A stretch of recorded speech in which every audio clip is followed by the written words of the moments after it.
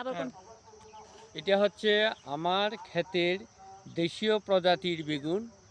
আরও মোটা হয়, আরও মোটামুটি এগুলি খেতে খুব সুস্বাদু। ভাজি খেতে তো আর বলারে অপেক্ষা রাখে না। হ্যাঁ, পোড়াও খাওয়া যায়। হ্যাঁ, ধনিয়া পাতা দিয়ে খুব টেস্ট। আর মোটামুটি হয়েছে, ভালোই ফসল হয়েছে। দেশীয় প্রজাতির বেগুন দুই রকমের প্লটে করেছি। আর একটা হচ্ছে বিদেশি প্রজাতির বেগুন, ওইগুলির ফলন এখনও শুরু হয়নি, মাত্র ফুল এসেছে। দেখতে পাবেন, আমরা ওই বিদেশি প্রজাতির খেতে যাচ্ছি। প্রজাতির বেগুন এগুলিও খুব সুস্বাদু, সবুজ রঙের, খুব ভালো ফলন হয় এগুলির মধ্যে, ভালো ফুল এসছে। আশা করি কিছুদিনের মধ্যে 15-20 দিনের মধ্যেই ফলন শুরু হয়ে যাবে।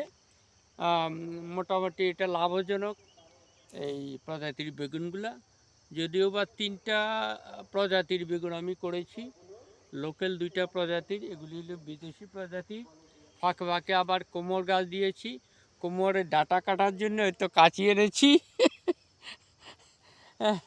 কোমরের ডাটা পাঠাবো, ভালোই বিক্রি চলছে কোমরের ডাটা। মোটামুটি পয়সা ভালোই আছে। আর বেগুনটা এখনও ভালোভাবে হারভেস্টিং শুরু হয়নি। আশা করি দাম মোটামুটি পাবো, আশা করা যাচ্ছে। ফলনটা ভালোই হচ্ছে, আর আলুর ফলনও ভালো হয়েছে। আলু 3টা প্রজাতির আলু করেছি। একটা টিপিএস প্রজাতির, একটা দেশীয় প্রজাতির, আর একটা জলন্ধরের, পাঞ্জাবের জলন্ধরের প্রজাতির।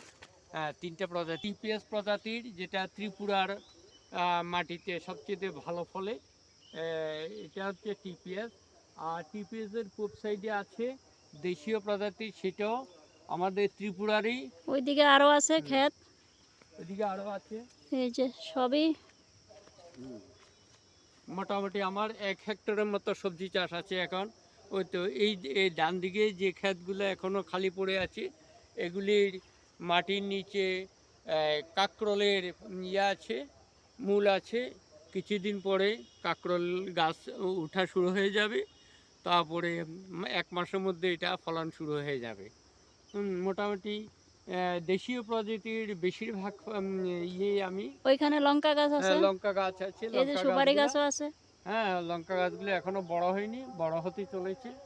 আশা করি মাসখানেকের মধ্যে এগুলি ফুল আসবে এবং ফলন শুরু হয়ে যাবে। হ্যাঁ, আচ্ছা। এখানে মূলা আছে, এখানেও মূলা আছে, প্রচুর মূলা।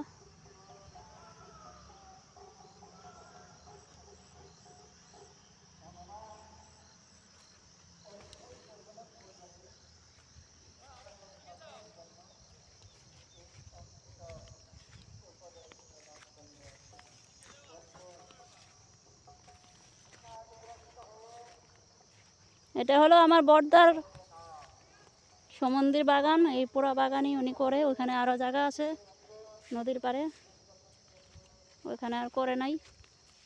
মুহুরী নদীর চর এটা।